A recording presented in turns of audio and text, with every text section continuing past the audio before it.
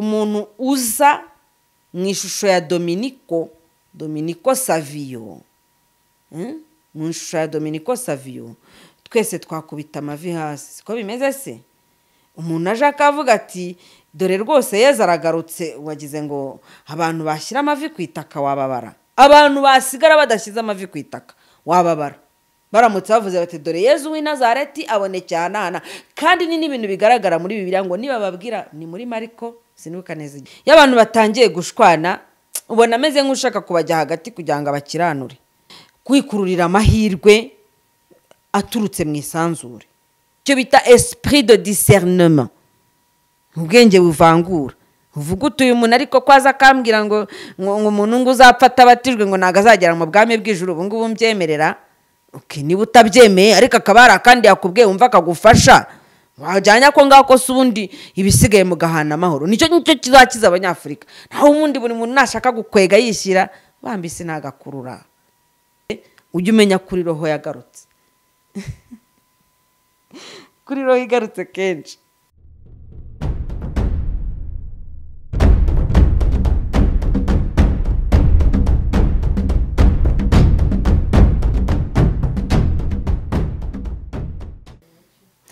Bonjour ou bonsoir selon l'occasion, selon les endroits, selon les continents. Muraho neza.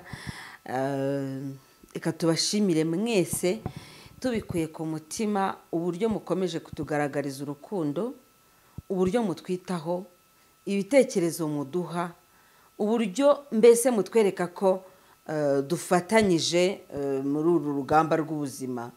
Cyane cyane ko njyewe buri ukuntu ubuzima mbufata nkaho buri muntu afite misiyo yamuzanye hano ku isi.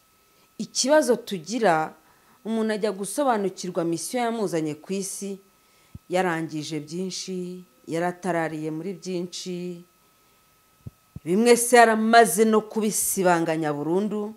Nkunda ukuntu abarokore bavuga cyane ngo ibijyanye ngo ni isezerano ry'Imana. Bavuga isezerano ry'Imana, bakavuga uburyo risohozwa, bakavuga uburyo baritegereza. Donc hari amagambo bakoresha ukumva ko uramutse ubyinjiyemo ukagerageza kubihuza n'ubuzima bwa buri muntu ku giti cye, nawe ubihuze n'ubuzima bwawe, uraza gusanga hari misiyo yakuzanye hano ku isi ariko utabashije gusohoza bitewe n'uko swati ntiwabimenye cyangwa se ntunabyemera bitewe n'imyemerere ya buri muntu. Ni byiza rero yuko buri muntu afata umwanya akitekerezaho. Hari ibintu tuzaganiraho, hari igitabo ndi gusoma cyitwa Raja Yoga, ni guide pratique nakuye kuri Brahma Kumaris. Nsanzwe ariho hantu ngenda nyine cyane, ni naho nakuye biriya bintu by'ubuvuzi bwa Kinyarwanda buvurisha imiti y'ibyatsi.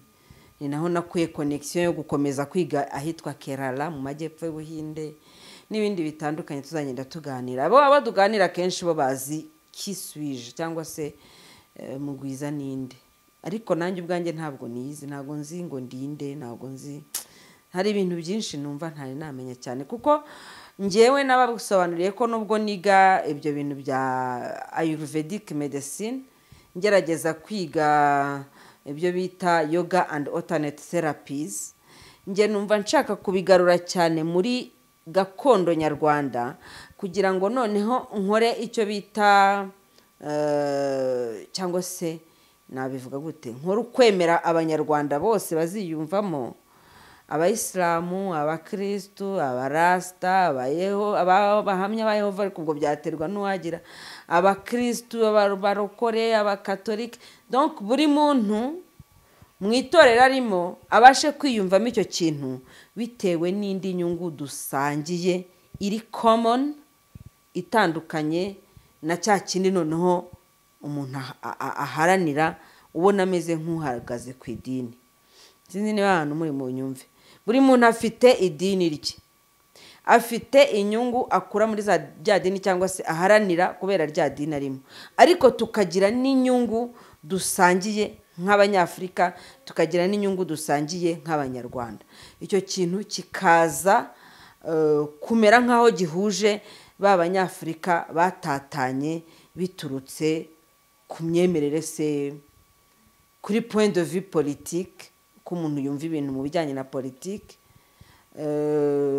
hanyuma no ku bijyanye n'imiterere twavukanye, wavutse uri umugabo, wavutse uri umugore, umwe yavutse ari muremure undi avuka ari mugufi, umwe yavutse ari inzobe undi avuka ari igikara, gutyo gutyo. noneho utwo tudasa, ubwo budasa tugiye dufite ntibutubere imbogamizi yo kugira ahantu mu kintu runaka duhuriramo noneho kikaza kutugira umwe. Nibyo nahoze ndimo kubwira abantu, ndababwira none se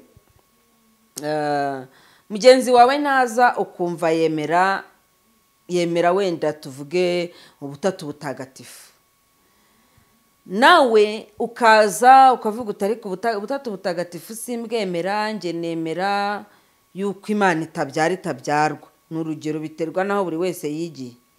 Ntabwo mwareka utwo tuntu tumeze nk'ari utuntu duto duto noneho mugashaka ikintu muhurizaho, wenda tuvuge nk'isengesho mushobora kuvuga mwese. Isengesho nacyo kiraba ikibazo kuko benshi ntibemera gusenga. Donc nk'umutongero umwe, hari umushuti wanjye ukunda kuvuga ngo ni agregore, nk'imvugo imwe mushobora guhurizaho, noneho ya mvugo mukayiha imbaraga, mukayizamura, ikabasha kumvikana.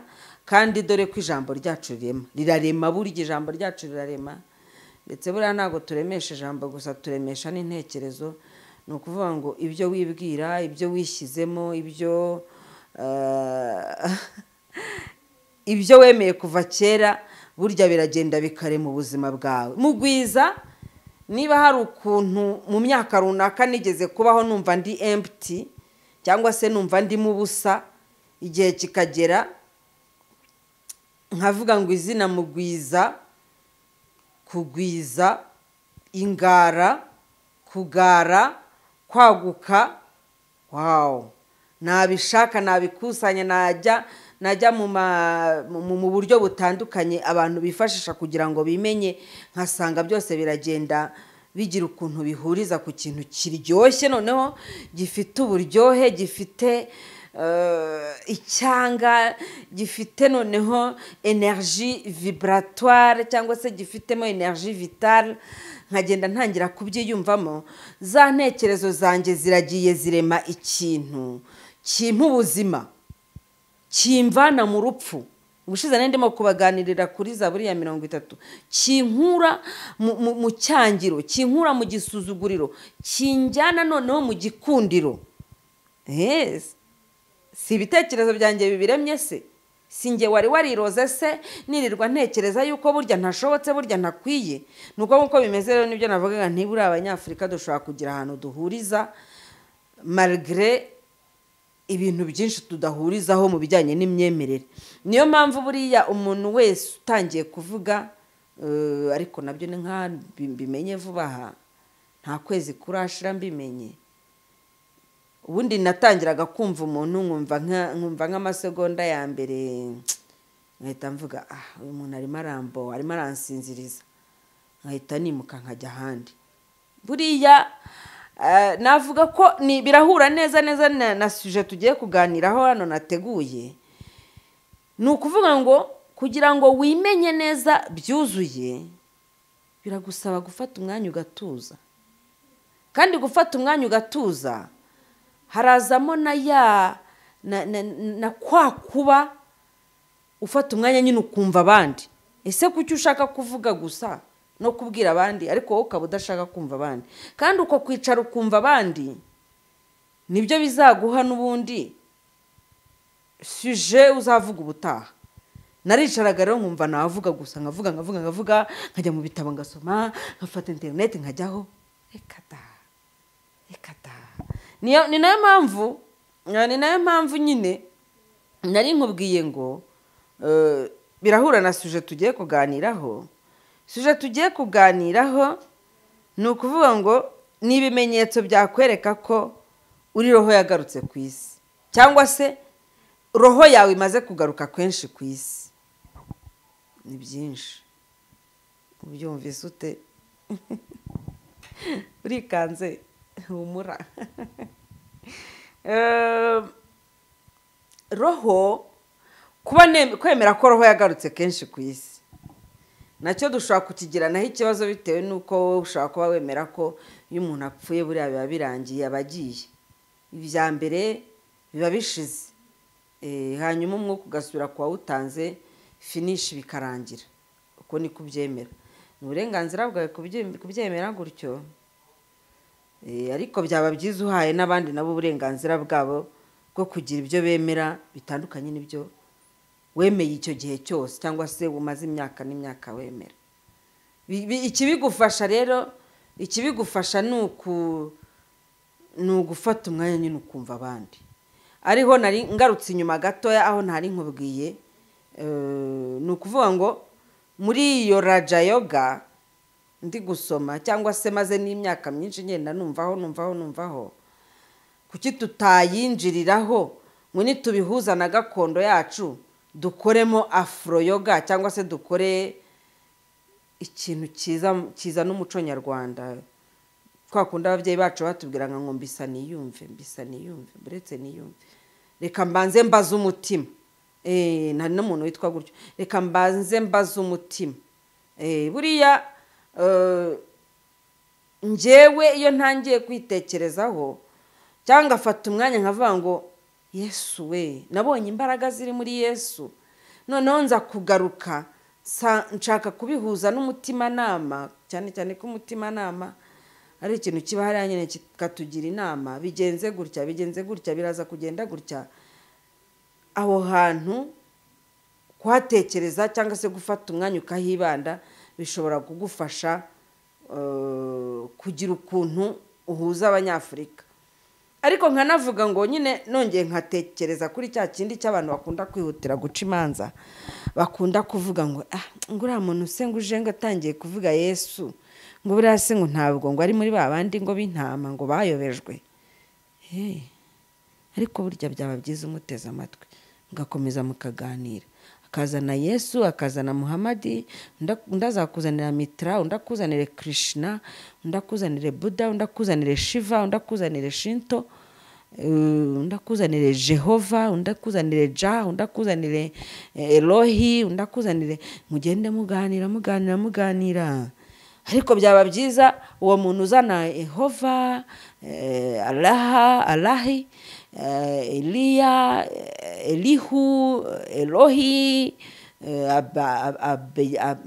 Abaddon sinaba mbivanze pardon uwo muntu uzana ibyo abanjira akavuga ati ariko se uyu muntu we mu myemerere ye no mu myizerere ye harya bari abanyarwanda bemeraga iki bari bazi Kibogo bari bazi Nyagasani bari bazi Gihanga ese ubundi babivugaga muri iyo kontekste bemeraga gute ubuzima nyuma y'ubuzima nyuma y'ubu buzima tubona babyemeraga gute tukabikusanya tukabifatanya tugashakamo ikintu cyadufasha kuba umwe naho ubundi tutangiye gucirana imanza ntabwo byava ntajya nicara nyine nkumva abandi bose narabatenze mu buzima bwanjye kuko numva barayobye ndimo no kubabwira ko ari intama ziri mu biraro nyine uko nibyo nkatangira kumva nanabafetse babyita ngo nuko bafeka nyine muri za mvugo z'abana bacu kumva wabaciye amazi tugomba kubana tukagira ahantu duhurira ibyo aribyo byose kubera ko impamvu mvuga gutya mujye munyumva cyangwa se hatazagira n'umuntu uvuga ati dore umupfumu wadutse none umugwizaje ari umupfumu kubera ko akavuga Nyirabiyoro akavuga Magayane ntagatinya kuvuga Nsabagasani ntago mbitinya nyine ese kuki iyo abantu bavuze ngo hariya ni Saint-Exupéry n'urugero hariya ni Saint-Michel hariya ni Sainte Bernadette ahangaha ni Sainte Hélène hariya ni Sainte Famille kuki twumva ari ibintu biryoshye bifinyoye ariko umuntu yatangira kuvuga umunyarwanda mwene wabo umwe muri ya mizi babandi duhujwe na ka kagozi ka bugingo kadacika mukamwikanga ni ikibazo gikomeye murarobanurira ku butoni cyangwa se murarobanurira ku kibumbiro niba abantu bose hari ukuntu bagiye batakiri muri ubu buzima. Niyo mpamvu nyambabwira ngo ndasuhuza n'abari mu bundi buzima bamaze kutuvamo, mwe bamwe bakanyikanga. None si iyo uvuze ngo ugiye gusengera kuri Saint Louis Saint Bosco, ugiye kwane ntugiye se ubusaba abaskuti ntibashinzwe n'uwitwa Baden Powell, hari ukuntu ibintu byabo babyubatse. Uwo muntu wabayeho akabaho muri iyo myaka yashize, ibyo yabashije gukora babishyize mu nyandiko, babishyira ahantu, none babishyira no mu nyubako, ukazasanga no ku isi hose hagiye hari ahantu agace runaka kagiye kamwitirirwa. Bityo icyo bita legacy yabo cyangwa se umurage wabo bafite ukuntu bawubungabunze.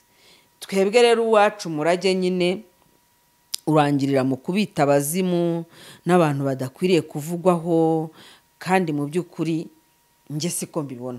Nababwiye ngo mbaye ibitekerezo byanjye, njye ntago ariko mbibona, ntago mbona yuko ariko byakabaye bigenda. Suje yacu y'uyu munsi turavuga ku bimenyetso byakwereka ko uri roho yagarutse ku isi, cyangwa se ko roho yawe imaze kugaruka kenshi ku isi. Ako ngako rero kari ukubisasira kugira ngo niwumva mbivuze utaza kwikanga, utaza kuvuga uti noneho yahanzweho. Kuko haramutse habonetse umuntu uza mu ishusho ya Dominico Savio, mu ishusho ya Dominico Savio, twese twakubita amavi hasi. Siko bimeze se? Umuntu aje akavuga ati dore rwose Yezu aragarutse, wagize ngo abantu bashyira amavi ku itaka wababara. Abantu basigara badashyize amavi ku itaka wababara. Baramutse bavuze bati dore Yezu w'i Nazareti abonekeye ahanahana, kandi ni n'ibintu bigaragara muri Bibiliya ngo niba babwira, ni muri Mariko sinibuka neza igice, ngo niba babwira ngo ari aha ntimuzajyeyo, niba babwira ngo ari ahangaha ntimuzajyeyo, kuko mu minsi y'imperuka hari abazaza bamwiyitirira. Ni ibintu bari bazi. Ese umuntu wavuze ubwo buhanuzi akavuga ati mu minsi y'imperuka hari abazaza biyitirira Yezu, sibyo? N'uwabashije kureba mu gihe, akambukirana mu gihe yari arimo, akavuga mu gihe turimo uyu munsi, akavuga ibiriho uyu munsi, kuki we tugomba kumutesha agaciro kandi bose barabaye mu ubu buzima bakabuvamo? Icyo ni ikibazo kandi tudashaka kwisubiza.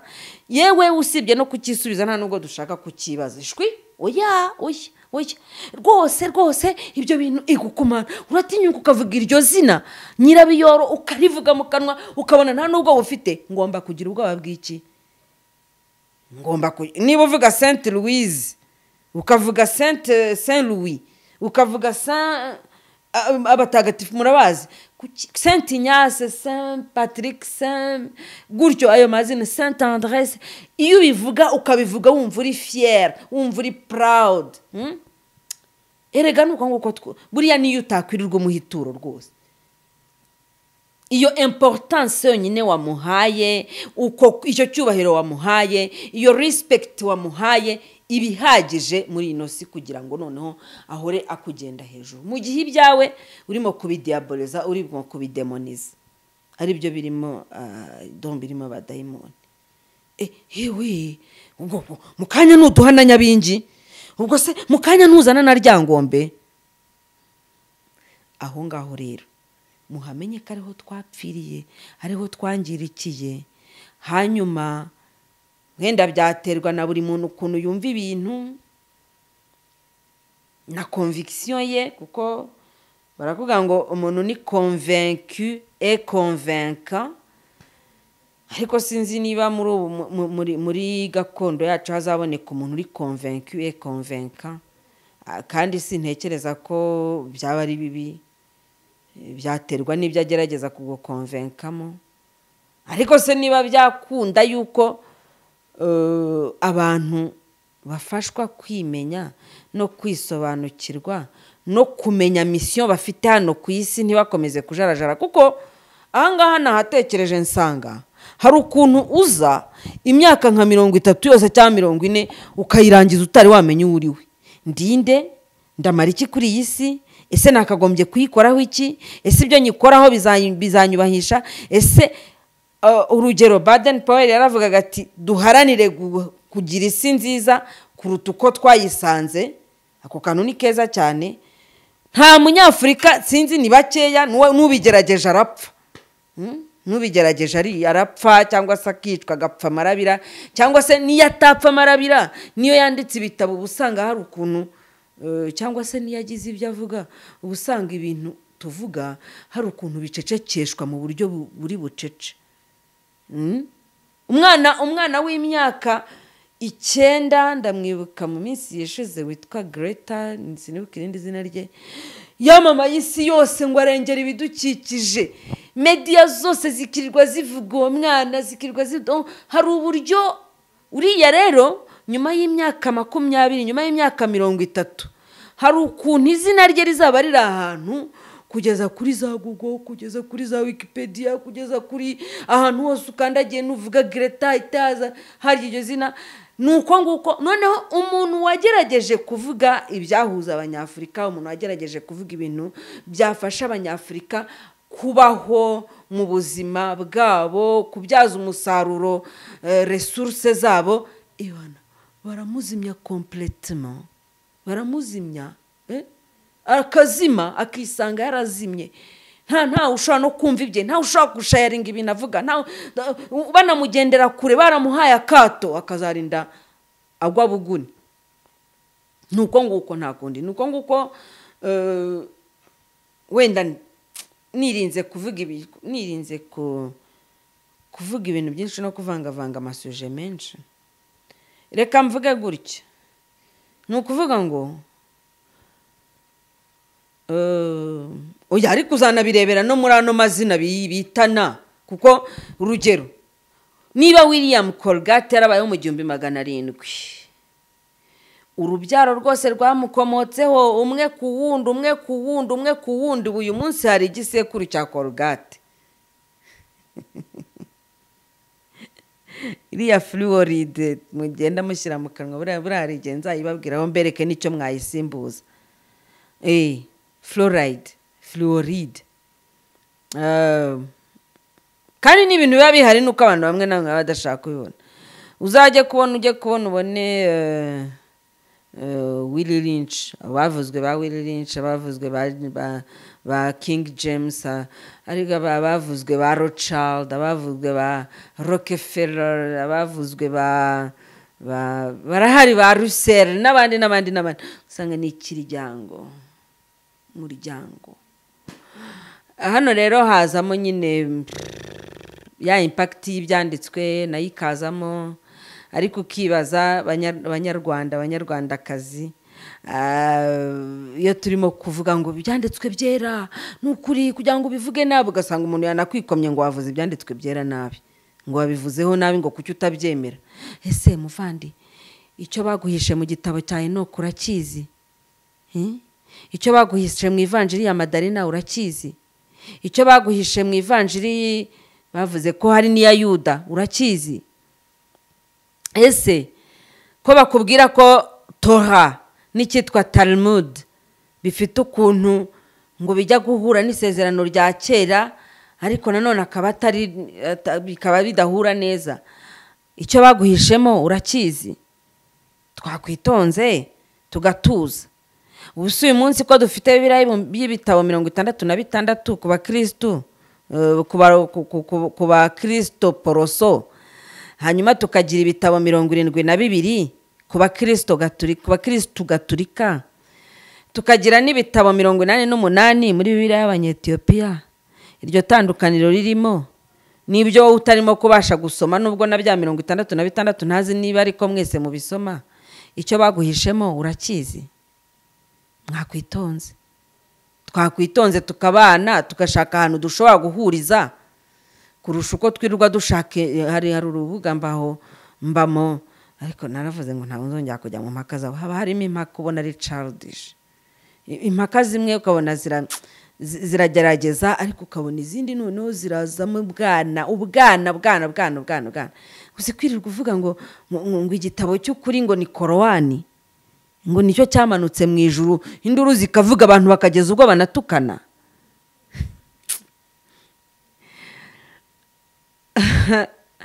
Impamvu mvuga bino nuko nyine izo nyandiko zifite ukuntu zadufasha ubwenge bwacu zirabwigarurira ariko ntabwo byakagombye kutubuza tolerance noneho urubuga rwitwa ngo abakristo n'abayisilamu mu mpakazi ngo nibazubaka ariko iyo urebye usanga icyo bahora bapigana gusa buri wese ashaka kwemeza undi bazana amafoto ngo yabavuye mu idini rimwe bakajya mu rindi uvuye mu bakristo ukajya mu bayisilamu se cyangwa uvuye mu bayisilamu ukajya mu bakristo uvuye ugiye yego usibye rero urubuga nababwiraga rwitwa hakurya y'ubuzima nyine nababwiraga ngo mugende mu rurebe mukore subscribe murebe n'ibintu biriho bishobora kubafasha kumenya ikijyanye na incarnation ndetse na reincarnation n'izindi suje zitandukanye hariho ibiganiro birenga 200 umva mperuka kureba ikiganiro cya 200 na kangahera na 50 na rero usibye nyine urwo rubuga cyangwa se iyo channel ya YouTube hari n'uwitwa Sandra Veringa na wandika ku rundi rubuga nyine narwo rwitwa Esprit Science Metaphysique naho nagiye nkura amasuje amwe umwana wanjye yaranimo kumbaza kamera ihagaze ngo none se harya urumbaje ngo iki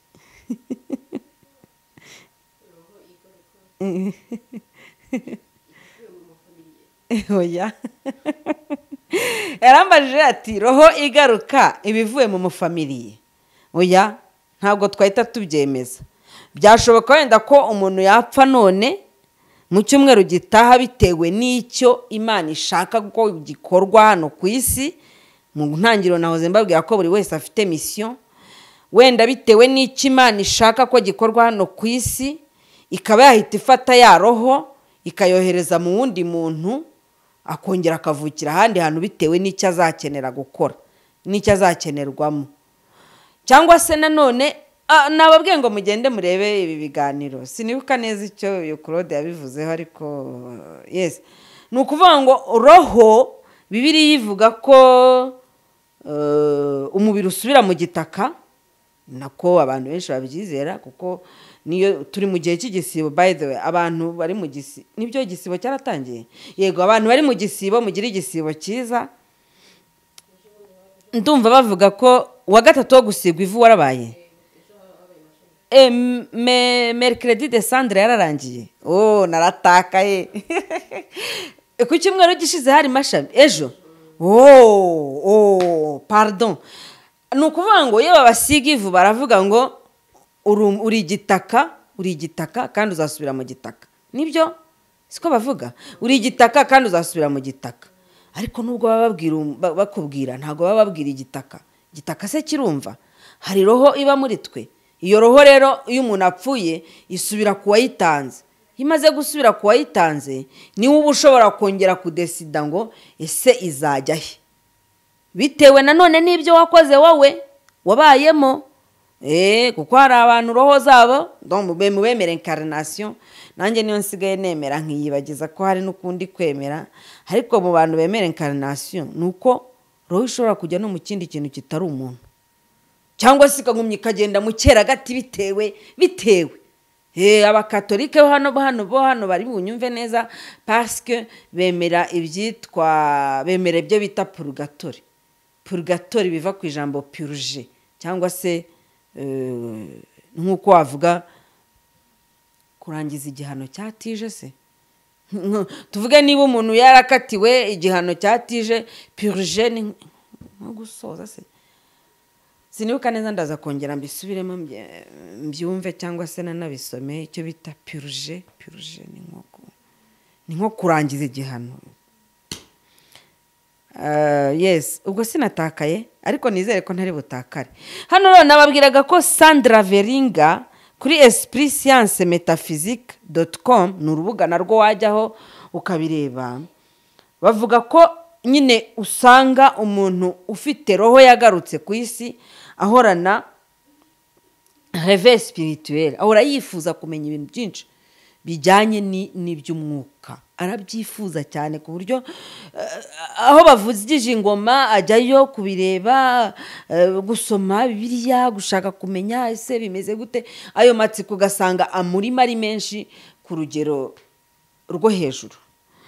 Ikindi uru rubuga ruvuga ni ibijyanye n'imibereho. Usanga ari abantu babayeho neza muri rusange, usanga ari abantu babayeho neza bafite ubushobozi, bitewe n'uko ngo ababayeho inshuro nyinshi muri ino si, aza adafite kujarajara ngo usange ibintu byo gushakisha ubutunzi biramugora. Usanga abenshi ngo bafite ukuntu babayeho neza ku buryo ntago bagorwa cyane no gushakisha ubutunzi, kuko baba barabayeho izindi nshuro nyinshi mu buzima. Noneho akaza ari umuntu uzi bitangira he bikava he bikajya he, noneho agatangira ntago amera nk'utangiriye kuri zero kwa. Izo ni yitwa esprit science metaphysique. Waba ufite nawe ukuntu byemera cyangwa waba ufite ukundi kuntu byumva, weshyira igitekerezo hano muri commentaire ubundi dukomezanye. Ikindi rero ngo ntabwo igihe kibahangayikisha cyane. Bya bindi usanga abantu bavuga yewe time is money, igihe kirancitse. Wapi, waba yibereye hariya gusa avuga ati igice cy'igihe nzabaho hano ku isi, ntabwo kimuhangayikisha cyane ngo usange arapanika ngo igihe kiramucitse. Kimucika gute se kandi azi neza yuko igihe burya kibarwa muri buno buzima bwa hano, ariko ugereranyije n'izindi nshuro yabayeho ntabwo igihe kimuhangayikisha cyane. We akora ibyo agomba gukora, akabikora neza, akabikorera igihe, ntiyica amasezerano mwagiranye. Ariko bya bindi byo kuvuga ngo ashyira abantu kuri pressure cyangwa se nawe ubwe yishyire kuri pressure ngo igihe usanga kitamuhangayikishije cyane. Icya kane rero ngo ntago bakunda intambara n'amakimbirane. Iyo abantu batangiye gushwana, ubona ameze nk'ushaka kubajya hagati kugira ngo abakiranure, kuko bazi neza cyangwa se mu buryo batazi nabo, kuko ntago baba bari babizi, mu buryo batazi bisanga bumva ko nta mpamvu yo gukimbirana bitewe n'uko ubu buzima ari bugufi. Ubu buzima ni bugufi, nta mpamvu yo gukimbirana n'umuntu umupfa ubwoko, nta mpamvu yo gukimbirana n'umuntu umupfa amashuri yize nayo n'ayatize, nta mpamvu yo gukimbirana mupfa ubutaka. Donc aho ngaho ntabwo bahari nko gukimbirana. Ibintu by'intambara n'amakimbirane ntabwo babikozwa, usanga banabihungira kure. Icya gatanu ngo babibuka ibyo babayemo mu buzima bwa mbere. Babimenya gute rero? Hari icyo bita déjà vu tuzavugaho. Déjà vu ni ukugera ahantu wenda ugahura n'abantu ukabona urabamenye, cyangwa wagera n'ahantu ugahita uraranganya amaso ugahita ubona wow, hano hantu uzi ko mpazi. Hari igihe ngera ahantu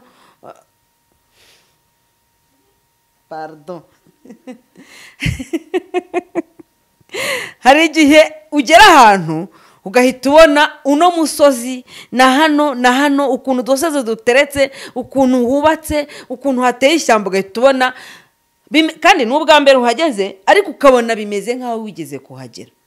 Nigeze kugenda ndi imusha, ubu sinzi uko hahindutse. Imusha ahantu bita kwa padiri kwa Heremani, na ahantu nageze 94 mu mezi ngira ngo y'ukwa 9. N'ubwa mbere nari mpageze, ni nabwo mpaheruka. Ariko narahageze nkajya mbona harasa no mu kavure, nkajya mbona ndahazi harasa no mu kavure, harasa n'ahandi hantu kera iwacu batari bacishamo imihanda. Twajyaga dutambika gutya, dutambitse tugiye ahantu bita kwa Rwakigarama, neza nkabona ishusho yaho hantu imusha n'iyi wacu. Ibyo ngibyo byo ni ibisanzwe. Urumva ko ari ibintu bibiri nabonye mu buzima. Mvuga ngo nabonye imusha, mbona uburyo hateye, paysage yaho irasa neza ni yaho ngaho twatambikaga ko gahanda, muri bwa buhanda bwa kera butari bwasimburwa ni imihanda minini. Ukabona neza ukuntu ugenda ukikira agashyamba k'inturusu, ukabona ni bimwe. Noneho rero uyu muntu we ufite roho igarutse, azagera ahantu ahagere, wenda agere muri Brazil n'urugero, nahagera ahita abona aho hantu arahazi. Kandi nashaka muri ubu buzima bwa none, ashaka ahandi hantu hashobora kuba hasa naho ahabure. Binagende gutyo no ku bantu, binagende gutyo no ku bindi bintu bitandukanye. Ni ukuvuga ngo bo warabibonye muri vie antérieure. Nibyo ni vie antérieure, sinuko ko babye. vie antérieure uba warabibonye mu buzima bwahise utibuka neza niba warabayeho mu 1710 cyangwa 1740 1800 gutyo ariko uba warabibonye uba warigeze kubibaho. Cya gatanu uretse sinibuka neza ngo ni nimero nizinga nibagiwe gushyiraho nimero. Bon, hari noneho ikindi kintu kizabikubwira nuko uba uri conscient kandi ukaba ushoboye kwikururira amahirwe aturutse mu isanzure. Hanyuma muri uko kumenya kwikururira amahirwe aturutse mu isanzure hari akandi kantu bifungura cyangwa se hari undi muryango bifungura wo kubasha kumenya kumva ugutaka kw'isi, le cri de la terre. Hano bavuze ngo s'attirer des possibilités dans l'univers, entendre le cri de la terre, ressentir les émotions des gens. Urumva? Ressentir les émotions des gens. Nukuvuga ngo abantu iyo batangiye kubabara, abantu iyo batangiye kuniha, abantu iyo bafite ibintu byinshi bibabaje, urabyumva iyo uri roho yagarutse cyangwa se uri roho igarutse kenshi. Nukuvuga ngo uko ubutaka butaka ikintu cyo cyitwa gutaka k'ubutaka ushobora kudahita ucyumva, ariko ibuka bavuga ngo amaraso ya Abeli aratakira Uwiteka ku butaka igihe Kayini yari amaze kumwica. Nukuvuga ngo le cri de la terre wowe urayumva ukumva iyo presence ya cri de la terre. Donc uburyo ubutaka burimo kubabazwa ukabyiyumvamo kubera ko uba warigize kuba kuri ino si warahambwe ubutaka bwarakugize, noneho nukuvuga ngo ntago aba ari ubwa mbere ubaye hano kuri ino si. Ibyo ngibyo nyine nuko nguko bimeze. Niba ujya wumva uhangayikishijwe n'amarira y'abantu ukumva arakubabaje, umenye kuri roho yagarutse. Ariko dushatse ntitwarikira aha ngaha ibindi tukazabivuga utaha. Minota 30 yashize sinabyanditse singi. Minota 30 yashize. Murebe ibiganiro gakeya ku buryo dukoze ibiganiro birebire ntabwo murimo kubireba. Ibyiza rero reka nzanye mbaha agace akandi nkarekera ubutaha. Kuko niba njya kureba ngasanga ikiganiro cy'iminota 40 nashyizeho cyarebwa iminota average ni iminota 3-5, yaba byiza rwose. Ndabakunda ariko hanyuma kuri aka ngaka kandi navuze ko ndi buvugeho n'ikidi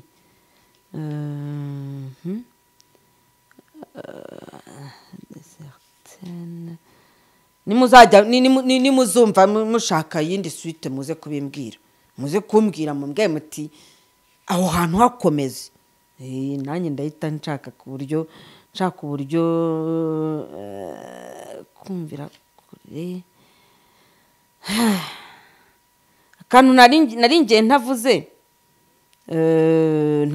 ntavuze nuko aba bantu ngo bakunda kwihanganira imibabaro. Ese uzi kwihanganira imibabaro? Ujye ubasha kwihanganira imibabaro? Ujye ubasha kwihanganira inzara? Ujye ubasha kwihanganira ubukene n'urugero? Ujya wihangana ukavuga uti nubwo bwose nkenye sinakwiba, nubwo bwose nkenye sinanyanganya, nubwo bwose ubukene bunyishe sinagira gutya. Donc ujya wihanganira cyangwa se ujya ukandagira cyangwa se ujya urwara ukabasha kwihangana mu burwayi bwawe ntusakuze. Hari umuntu usanga akantu kose gato yarwaye ibicurane biranyishe, buriya burimo guhana mu gutuma indwara igira imbaraga. Ntabwo mvuze ko utavuga ko urwaye ariko ibicurane biranyishe, umuhogo uranyishe, wiha imbaraga indwara. Niba rero uzi uburyo bwo kujera indwara ku buryo ubasha kwihanganira ububabare uterwa n'indwara ntusakuze, ujye umenya kuri roho yagarutse. Kuri roho igarutse kenshi. Reka tuzagaruke ubutaha tuzarebe cyane kukumenya, kuko ushobora gusanga uri roho yagarutse ukaba utarimo gukora ibyo wakagombye kuba ukora, kubera ko mu by'ukuri imyemerere itandukanye, ibitekerezo by'abantu batandukanye, n'imivugire n'imikorere byarakuyobeje ntiwamenye icyakuzanye. Uyu munsi rero ndashaka ko njyewe nawe tumenye icyatuzanye hano ku isi. Ni iki cyakuzanye wowe? Urakizi se? Misiyo yawe waje kurwana? Waje kwica abantu se? Waje gukubita abantu? Waje kubabuza mu buryo butandukanye? Waje kurara wurira ibipangu ujya gushaka ibyo wibe mu bipango? Umenye icyakuzanye hano ku isi. Waje kubuza abantu amahoro? waje kuzajya utwara abagabo b'abandi? Waje donc ni iki cyakuzanye? Misiyo yawe hano ku isi ni iyihe? Ntumbwire ngo mugwiza ngo uravuga nk'umuntu wowe ngo utagira amakosa ndanayagira ndetse menshi. Ndayagira ndetse menshi pe, ariko ni iki cyanzanye hano ku isi? Ubu ngubu ndagira ngo dufatanyije nawe ushyireho igitekerezo, umbwire uburyo dushakisha uburyo twakoresha buri wese akamenya icyamuzanye hano ku isi. Hanyuma tugatangira kugenda twakomplisa cyangwa se twuzuza icyo bita gusubukura ikivi. Erega murabiririmba mu ndirimbo zanyu kenshi, kusa ikivi abatubanjirije batangiye. Nahoze ndimo kureba ku rubuga, kuko ninde uzasubukura buno butumwa koko? Ubutumwa bwatanzwe n'abantu batandukanye batubanjirije. Ninde uzabusubukura? Kandi ubwabwo abantu babwumva bagahindagana, bagahinda umushyitsi, ukabona agahita nabifunga. Mfite impungenge yuko ibiganiro nakora rimwe na rimwe hari umuntu utangira kubyumva kubera ubwoba, agahita avuga ati reka kwa jinara Yesu toka satani toka. Nagaruko bigenda. Ufata umwanya ubanze wumve neza, wumve ubundi baravuga mu Kinyarwanda ngo ubaza impigi n'akayihatse. Jya ubanza utega amatwi wumva kasongo yihwa. Jya ubanza utega amatwi wumve ikiri mu nda y'ikintu runaka. Ubonye ikintu, ufunguye iki gitabo, urafunguye, urakirebye, inyuma handitseho notebook, ibisigaye ni ibishinwa. Urase ko hari inyuguti z'inshinwa? Ubuse wamenya ko wenda nagiye nteguriramo utuntu tw'udu keywords kugira ngo nze kubasha kubaganiriza. Uhise ugafata urajugunya. Usukoze iki? Nufata ukajugunya rero, nyine kuzamenya ubutumwa bwari bukubiyemo bizakuvuna. Ariko byose bihatswe n'iki? Bihatswe no kudaca imanza. Byose bihatswe no kudaca imanza. Ukavuga uti uyu muntu ko ndeba avuga amagambo menshi, ko ndeba avuga amagambo menshi nk'ay'abagombozi, mu bintu 100 yavuze, ese bura wenda nta vene nakuramo ikamfasha. Ujyaniyo, ibindi bisigaye nawe uzajya ukomeza ugenda witoranyiriza. Ibintu byose duha igifu cyacu niko biba bidufitiye umumaro. Hari igihe wisanga wanyweye byeri, kandi wazapima neza wazasoma ugasanga burya byeri nta n'ikintu imarira umubiri gifatika. Warukora irimo burya wayikura no mu mata y'ikivuguto, wayikura n'ahandi, ariko tayari wayinyweye. Umubiri isa n'uyivangura. Hari abisanga batumuye imyotsi y'itabi, nta kintu birakumarira, ahubwo biragenda bikwangiza gusa, ariko ugasanga wabyisanzemo, cyangwa se ugasanga wabyisanzemo uri kumwe n'abantu babitumaguye. Umubiri isa n'ubivangura. Niho Imana ibera Imana rero. Ni Imana ibera igitangaza. Nuko umubiri wacu uremye ku buryo ibyo wumvise byose atari kubyabsorba, ahubwo hari bitambuka bikajya kumanukira ahandi mu muryango usohoka. Sibyo? Nawe ugira ubwenge bushungura, ugire icyo bita esprit de discernement. Ubwenge buvangura. Uvuga uti uyu muntu ariko kwaza akambwira ngo umuntu ngo uzapfata abatijwe ngo naga azagera mu bwami bw'ijuru, ubu ngubu mbyemerera. Niba utabyemeye ariko akabara kandi yakubwiye wumva akagufasha, wajyanya ko ngako se ubundi ibisigaye mu gahana amahoro. Nicyo kizakiza Abanyafurika. Naho ubundi buri muntu nashaka gukwega yishyira, bambise nagakurura. Twashoje kuko nagezaho numva ingingo zibaye nyinshi, numva ninkomeza kuzibaha zose muranga kubireba. Reka nze mbe mpiniye ahangaha, ahubwo ubutaha bariho tuzasubukurira, tugenda tureba icyadufasha. tureba n'uburyo twafashanya ese tureba uburyo twafashanya cyangwa reka mbaye devoir nk'abantu niba uri umukristo undi akaba ari umuyisilamu undi akaba ari umunyagatolika undi akaba ari umuhamya cyangwa se ndaranabivuyemo ariko abahamya bo buri abenshi ntabwo bakunda kwifatanya n'ibi bintu byo gushakira amahoro isi ari ukundi babyemera nta kibazo nabyo nyine nabyo ni uburenganzira bwabo mwaje tukaredija isengesho nk'uko hariho dawe uri mu ijuru izina ryawe ryubahwe ingoma yawe yogere hose nk'uko iryo sengesho rihari iyo ngoma yogera hose yaje ikogera no muri hano muri Afurika iyo ukurikiye neza usanga ingoma yogeye hose hano uzayibona kandi irakuyoboye twashatse ukuntu dawe uri mu ijuru ntiveho ikahaguma ariko tugashaka n'ukundi kuntu dukora isengesho noneho ryo gusengera u Rwanda no gusengera Afurika sibyo ra uraza kumbwira uko byumva ntago ngira ngo mbigutegekeshe ntago nshaka kugutwarisha igitugu mu byo mvuga ariko dushobora kuvuga tuti noneho izi raja yoga turimo kujya kwiga izi hatha yoga bamwe bagiye kwiga hatha yoga nge ntago nayishobora izi meditation turimo kujya kwiga izi medicine ayurvedique turimo guhuza n'ubuvuzi gakondo bwa kinyarwanda bukoresha ibimera ibi bintu twabifasha tukabikusanya tukabishaka hanyuma ubwo ariko mvuze ibyo ngibyo iyi korowani abantu bari gusoma iyi bibiliya abantu bari gusoma iyi no tukabikusanya byose twamara kubikusanya tukabishyira hano tukabibyazamo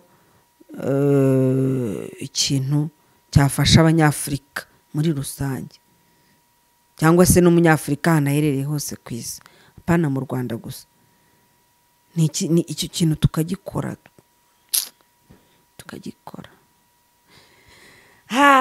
panafricanism tukayifata panafricanism cyangwa panafricanism tukayifata tukayitekerezaho cyane tukongera tukayiha iza imbaraga zitari imbaraga ziva mu bwenge bwa muntu wenyine ahubwo ziva kwisumba byose kwishobora byose rurema uhoraho ushobora byose umutegetsi